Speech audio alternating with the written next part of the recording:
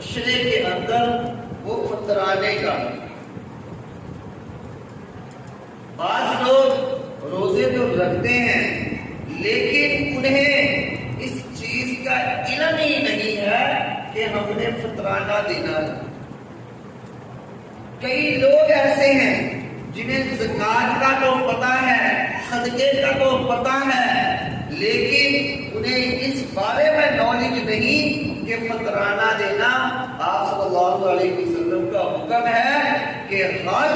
انسان جو روزے رکھتا ہے مسلمان، اس کے اوپر فطرانہ فرض ہے، چاہے وہ 1 دن کا بچہ ہو یا 100 سال کا بابا ہو۔ تو ہر ایک کے اوپر وہ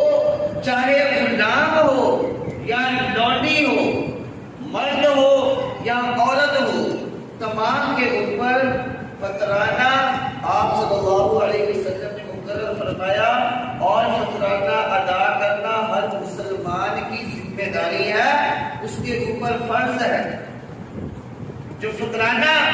ادا کرنے کی طاقت رکھنے کے باوجود فطرانہ ادا نہیں کرتا تو وہ دین کے ساتھ خیانت کر رہا۔ اگر ایک انسان کے گھر میں عید کے دن کھانے کے لیے مال موجود ہے تو اس کے اوپر بھی فطرانہ ادا کرنا فرض ہے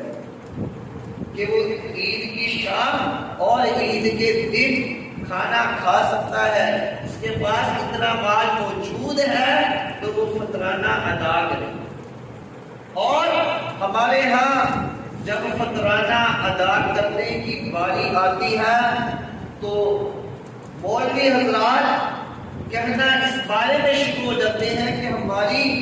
مساجد کو دو، ہمارے مدرسے میں دو، یہاں پر بچے پڑھتے ہیں۔ تو فطرانہ جو ہے وہ مساکین کا حق ہے، جو آپ کے رشتہ داروں میں غریب ہے، جو آپ کے رشتہ داروں میں کمزور ہیں، یہ ان کا حق ہے، نہ کہ مسجد و مدارس کا یا جہادی تنظیموں کا۔ ایسے کسی بندے کو فطرانہ نہیں دینا چاہیے، بلکہ اپنے قریبی رشتہ داروں کو جو غریب ہیں، جنہیں آپ سمجھتے ہیں کہ یہ فطرانے کے حقدار ہیں، انہیں فطرانہ آپ دے سکتے ہیں۔ اور اسی طرح وہ جو لوگ ہیں جو غریب ہیں وہ فطرانہ لے رہے ہیں، ان کے بھی یہ حق ہے کہ وہ بھی اپنی طرف سے فطرانہ ادا کرے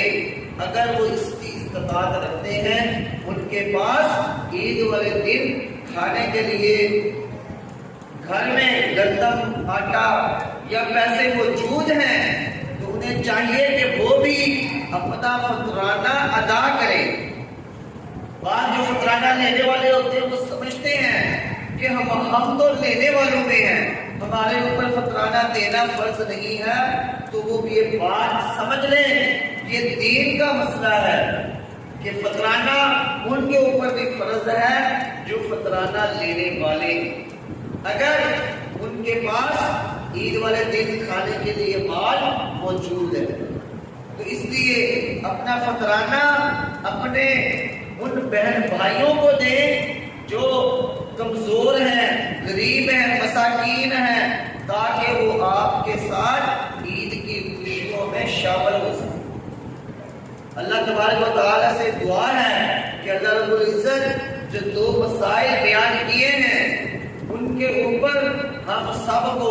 عمل پیرا ہونے کی توفیق عطا فرمائے۔